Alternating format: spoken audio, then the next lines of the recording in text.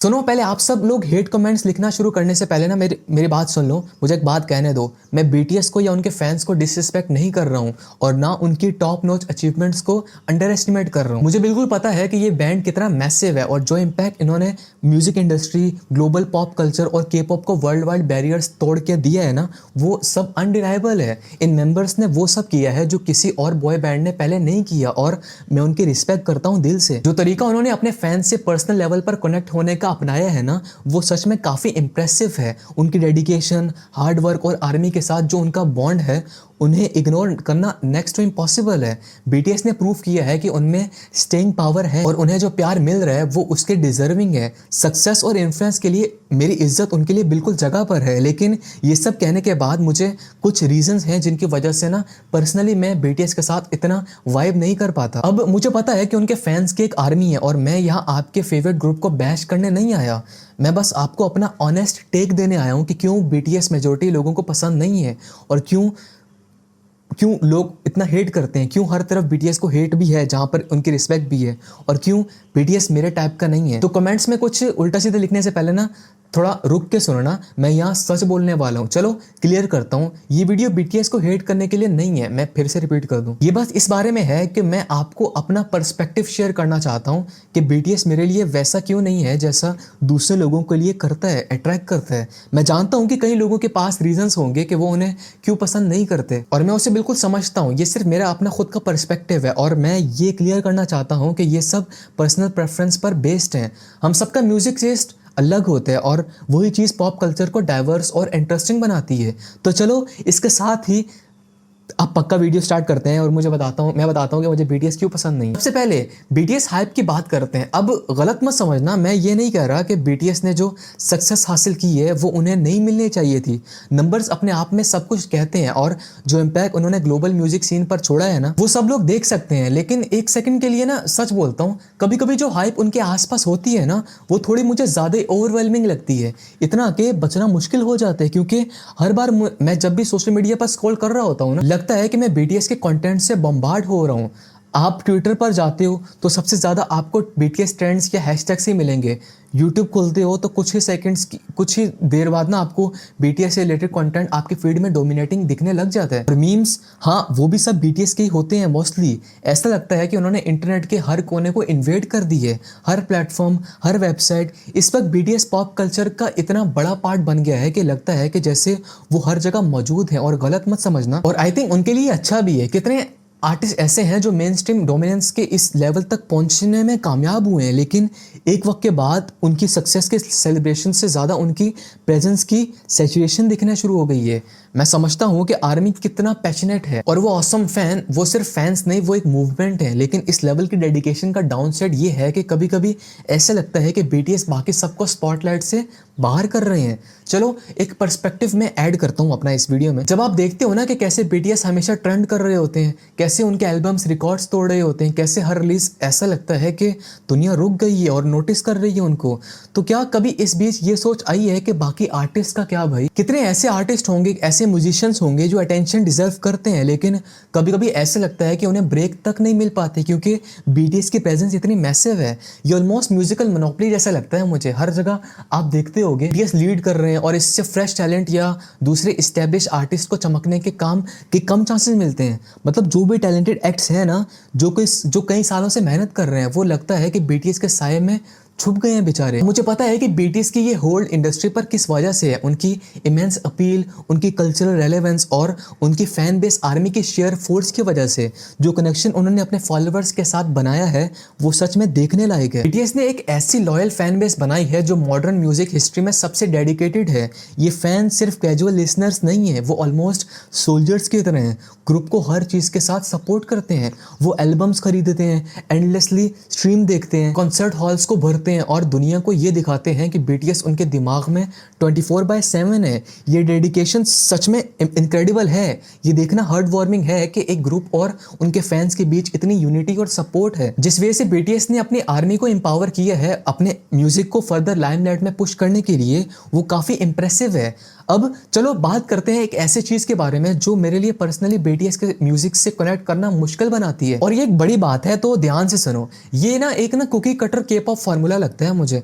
मुझे पता है कि ये बात सुनकर बहुत से बीटीएस फैंस नाराज़ हुए होंगे इस बात से, बट लेकिन मेरे साथ रहो। मैंने बीटीएस के ना कुछ सॉन्ग सुने हैं और उनके रिसेंट एल्बम्स भी मैंने काफ़ी सुने हैं, और ये बात है कि उनके म्यूजिक में ना जो पैटर्न है ना उसे इग्नोर करना मुश्किल है। हर बीटीएस सॉन्ग जो मैंने पिछले कुछ सालों में सुना है वो एक बहुत फेमिलियर स्ट्रक्चर को फॉलो करता है। सब कुछ एक कैची इन्फेक्शियस इंट्रो से स्टार्ट होता है और बीच में एक बम्बास्टिक रैप सेक्शन आता है और फिर एक ड्रामेटिक हाई एनर्जी कोरस होता है जो आपको हाइप कर देता है। अब गलत मत समझना, मैं ये नहीं कह रहा कि ये स्ट्रक्चर खराब है। उनकी परफॉर्मेंसेस अनडिनाइबली इलेक्ट्रीफाइंग हैं, और जब आप कोरियोग्राफी की बात करते हो तो वो गेम का बेस्ट है। इनके पास स्किल्स हैं, उनका डांसिंग भी टाइट है, मूव्स भी बहुत शार्प हैं, और स्टेज पर जो उनकी एबिलिटी है वो ऑलमोस्ट अनपैरेलल्ड है। मैं ये मानता हूँ, मैं ये डिनाई नहीं कर सकता, वो इनक्रेडिबल परफॉर्मेंस है। लेकिन जब आप उनके ट्रैक्स को बार बार सुनते हो ना तो आपको ये फील होता है कि म्यूजिक जो कैची है वो हमेशा कुछ नया नहीं लाता। बीट्स ग्रेट हैं, प्रोडक्शन भी टॉप नॉच है, लेकिन जब आप इसे ब्रेक डाउन करते हो ना तो एक सिमिलर पैटर्न बार बार सुनाई देने लगते हैं। फिर से और फिर से सुनते हो, आपको ना एक पैटर्न दिखेगा, फिर से सुनोगे, फिर से आपको पैटर्न दिखेगा।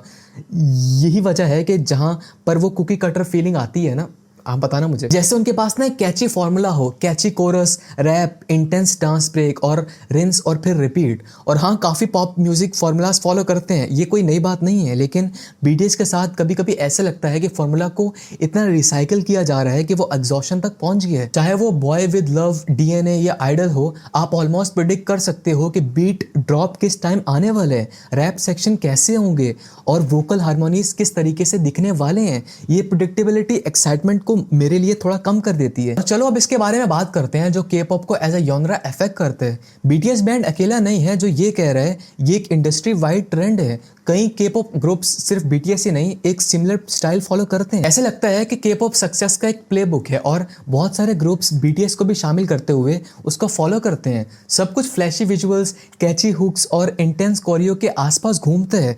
दोबारा कह रहा हूँ, इस फॉर्मूला में कोई बुराई नहीं है, लेकिन एक वक्त के बाद ये लगता है कि आप वही सॉन्ग दोबारा सुन रहे हो जो आपने पहले सुना है, बस थोड़ा सा डिफरेंट अरेंजमेंट या प्रोडक्शन के साथ। मैं ये नहीं कह रहा कि फॉर्मूला इनहेरेंटली खराब है, और मैं समझता हूँ कि ये क्यों काम करते हैं। लोग कैची म्यूजिक पसंद करते हैं, बड़ी परफॉर्मेंसेस पसंद करते हैं, फ्लैशी विजुअल्स पसंद करते हैं। ये के पॉप का तरीका है और बीटीएस इसने मास्टर किया हुआ है। लेकिन जब आप थोड़ा ज़्यादा न्यूआंस्ड, थोड़ा एक्सपेरिमेंटल को चाहते हो ना, तो ये रेपिटेशन का सेंस इग्नोर करना मुश्किल हो जाता है। आपको ये फील होता है कि बीटीएस दूसरे के पॉप आर्टिस्ट के साथ इस एक फॉर्मूले में स्टक है जो मैसेज को अपील करते हैं, लेकिन उसमें वो डीपर क्रिएटिव रिस्क नहीं दिखते जो कुछ और जॉनरास को ज़्यादा डाइवर्स बना देते हैं। लेकिन यहाँ पर मैं उनकी रिस्पेक्ट करते हुए कहना चाहता हूँ कि बीटीएस एक वेल राउंडेड ग्रुप है। वो सिर्फ परफॉर्मेंस नहीं है, वो मल्टी टैलेंटेड आर्टिस्ट हैं। रैप, वोकल्स, डांस और प्रोडक्शन को ब्लेंड करने की जो एबिलिटी उनमें है ना, वो काफ़ी इंप्रेसिव है। मेंबर्स जैसे आरएम, शुगा और जे होप जो इनक्रेडिबल स्किल्ड रैपर्स हैं, और जबकि जंगकुक, जिन और वी अपने पावरफुल वोकल से एक नया डायमेंशन ऐड करते हैं। ये गाइस सिर्फ किसी और की विजन परफॉर्म नहीं कर रहे, वो अपनी खुद की म्यूजिक बना रहे हैं। बीटीएस अपना म्यूजिक लिखते हैं और प्रोड्यूस करते हैं, जो हर पॉप ग्रुप के केस में नहीं होता। अपने काम में ये लेवल ऑफ इन्वॉल्वमेंट उन्हें दूसरे आर्टिस्ट से अलग बनाती है, और उन्होंने अपनी एक अलग पहचान बनाई है जो डिस्टिंक्टिवली उनकी अपनी है। और यही वजह आपको उनकी शेयर वर्सटैलिटी को एडमायर करने पर मजबूर करती है। वो हिप हॉप से ईडीएम, बैलेट से लेकर लैटिन पॉप और रेट्रो सिंथ वेव तक जा सकते हैं। ये ऐसी चीज़ है जो के पॉप में या ग्लोबल पॉप में बहुत कम ग्रुप्स कर सकते हैं। जिस तरीके से बीटीएस ने अलग अलग साउंड्स के साथ एक्सपेरिमेंट करते हुए अपने सिग्नेचर स्टाइल मेंटेन किए है ना, वो सच में इंप्रेसिव है। लेकिन इसके बावजूद कभी कभी मुझे लगता है कि ओवरवेलमिंग फार्मूला इन एक्सप्लोरेशंस के लिए ज़्यादा जगह नहीं देता। जैसे फार्मूला पर रिलायंस का मतलब है कि वो अपने साउंड में इतना रिस्क नहीं ले रहे, जिसकी वजह से उनके म्यूजिक को मेरे लिए थोड़ा प्रिडिक्टेबल बना देते हैं। सेम पैटर्न पर चल रहा है सब कुछ। लेकिन दूसरी तरफ जो टू परफेक्ट इमेज है ना उनकी, वो ये इल्यूजन क्रिएट करती है कि सक्सेस तभी आती है जब आप एक अनअटेनेबल लेवल ऑफ फ्लॉलेसनेस तक पहुंच चुके होते हो। ये एक ऐसा स्टैंडर्ड है जो जीना नामुमकिन बना देते हैं। वो बार इतना हाई सेट हो जाता है कि कभी कभी ये लगता है कि कोई भी उस तक नहीं पहुंच सकता। लेकिन ये बात भी है, और मैं इस पर बिल्कुल रियल होना चाहता हूँ। आर्मी का एक एंगल है जो फ्रेंकली ओवरवेलमिंग है। लिटरली मैं मानता हूँ आर्मी नेक्स्ट लेवल आर्मी है बीटीएस की। मैं वो कूल सपोर्टिंग फैंस की बात नहीं कर रहा जो हर टाइम बीटीएस को दिल से सपोर्ट करते हैं। ट्रस्ट मी, बीटीएस के पास कुछ ऐसे अमेजिंग फैंस हैं जो सच में म्यूजिक और उनकी जर्नी की रिस्पेक्ट करते हैं। मैं बात कर रहा हूँ उनके ओवर द टॉप, कभी कभी टॉक्सिक साइड वाले फैंस की, जिनका काम बस कीबोर्ड वॉरियर्स का है। और हम सब ने ये देखा ही होगा, है ना, वो part of the fan base जो हर किसी को अटैक करते हैं, जो बीटीएस के बारे में कुछ भी रिमोटली नेगेटिव कहते हैं। आप लिटरली कोई वीडियो या ट्वीट पोस्ट करते हो और जैसे ही आप बीटीएस के बारे में कुछ भी लेस देन पॉजिटिव बोलते हो ना, आपको हेट का बम्बार्डमेंट मिल रहा होता है उनकी तरफ से। आपको कमेंट्स में सब तरह के नाम मिलते हैं, आपको हेटर कहा जाता है या ये कहकर आपको चढ़ाया जाता है कि आप हार्ड वर्क या इम्पैक्ट अप्रिशिएट नहीं कर रहे। और देन फिर वहाँ पर ये थॉट्स आती हैं कि क्या फ्रीडम ऑफ स्पीच भी नहीं है क्या हमारे लिए, क्या मैं अपना ओपिनियन भी नहीं रख सकता बिना क्रूसिफाइड हुए। सच में एग्जॉस्टिंग है। आप उनके म्यूजिक या परफॉर्मेंसेस के किसी भी पहलू को क्रिटिसाइज नहीं कर सकते बिना इस फीलिंग के कि आप क्रॉस फायर में हैं। और ये वहाँ भी रुकता नहीं है। मैंने देखा है आर्मी मेंबर्स को दूसरे आर्टिस्ट के पीछे पड़ते हुए, उन्हें हैरेस करते हुए कि वो बीटीएस मेंबर्स के साथ सेल्फीज ले रहे हैं, या फिर उन पे ये इल्जाम लगाते हैं कि वो बीटीएस के स्पॉटलाइट चुरा रहे हैं। इंटरनेट की पॉलिसिंग हर क्रिटिसिज्म या डिसरिस्पेक्ट के लिए बहुत ज़्यादा हो गई है। ये ऑनलाइन स्पेस को उन लोगों के लिए अनकंफर्टेबल बना देते हैं जो सेम व्यूज़ नहीं रखते, और यहाँ से चीज़ें प्रॉब्लमेटिक हो जाती हैं। अब मैं क्लियर करना चाहता हूँ, ये बिहेवियर पूरे आर्मी का तो नहीं है। बहुत से अमेजिंग रिस्पेक्टफुल फैंस हैं जो इस टॉक्सिक साइड में शामिल नहीं है, लेकिन जब वो नेगेटिव एग्रेसिव साइड इतनी ज़्यादा लाउड हो जाती है ना, तो वो फैन बेस के पॉजिटिव एस्पेक्ट्स को ओवरशैडो कर देती है। और यहाँ पर मेरे लिए फ्रस्ट्रेशन आती है। मैं समझता हूँ आप अपने आइडल से प्यार करते हो, आप उन्हें प्रोटेक्ट करना चाहते हो और आप उन्हें क्रिटिसिज्म से डिफेंड करना चाहते हो, लेकिन जो भी अपनी अलग ओपिनियन रखते हैं ना, उसको अटैक करना भी मुझे नहीं लगता सही बात है। सिर्फ एक टॉक्सिक इन्वायरमेंट क्रिएट करते हैं जो फैन बेस के साथ मीनिंगफुल एंगेजमेंट को मुश्किल बना देते हैं, जहां हर वक्त आपको एग शेल्स पे चलना पड़ता है। लेकिन जितना मुझे आर्मी के टॉक्सिक साइड से तकलीफ होती है ना, उतना मैं उनके फैन बेस की जो इनक्रेडिबल चीज़ें हैं ना, उन्हें भी डिसमिस नहीं कर सकता। आर्मी सच में बहुत पावरफुल है, और जब वो अपनी एनर्जी को अच्छे काम के लिए चैनल करती है ना, तो वो अनबिलीवेबल है। मान लो कि आपने देखा है उनका चैरिटी वर्क, उन्होंने दुनिया के अलग अलग कॉजेस के लिए मिलियंस ऑफ डॉलर्स रेज किए हैं, बच्चों की मदद की है, डिजास्टर रिलीफ को सपोर्ट की है, दुनिया भर में सोशल इश्यूज के लिए अवेयरनेस रेज की है। आर्मी ने अपने मैसिव प्लेटफॉर्म का यूज किया है इंपॉर्टेंट कॉजेस को हाईलाइट करने के लिए, और ये चीज इग्नोर नहीं की जा सकती। अप्रिशिएबल है ये चीज। और गलत मत समझना, ये बात पैसे की नहीं है। आर्मी ने बीटीएस के लिए जो सपोर्ट दिया है ना, वो बियॉन्ड इनक्रेडिबल है। उन्होंने बीटीएस की म्यूजिक को सपोर्ट किया, एल्बम्स को क्रेजी अमाउंट्स में खरीदा और स्ट्रीमिंग प्लेटफॉर्म्स को बीटीएस सेंट्रिक हब्स में कन्वर्ट कर दिया। उनका डिवोशन एक रीजन है जिसकी वजह से बीटीएस की सक्सेस इतनी मॉन्यूमेंटल हुई है। ये एक आर्मी ही की ताकत है लिटरली।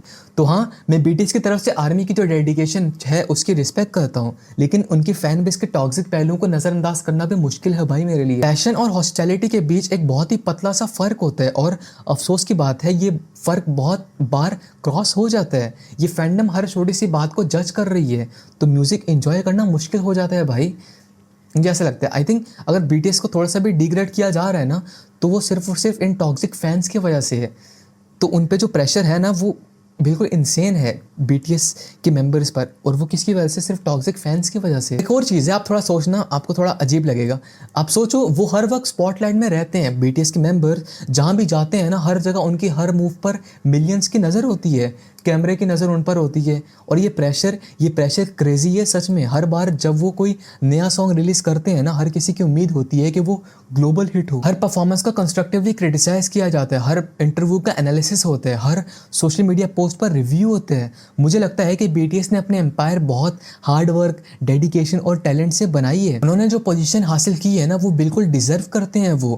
खैर, बहुत बोल लिया मैंने। मुझे बताओ आप क्या सोच रहे हो इस बारे में? क्या आप आर्मी का हिस्सा जानते थे ये वाला? क्या आपको लगता है कि मैंने जो कहा वो सही है या मैं गलत बोल रहा हूँ? मुझे बताना, जो भी आप मुझे बता सकते हो। अपने थॉट्स कमेंट्स में ज़रूर शेयर करना। मैं जेन्युइनली इंटरेस्टेड हूँ आपके पर्सपेक्टिव जानने के लिए। और अगर आपको और भी रियल टेक्स चाहिए ना पॉप कल्चर और म्यूज़िक पर, तो सब्सक्राइब करना ना भूलना।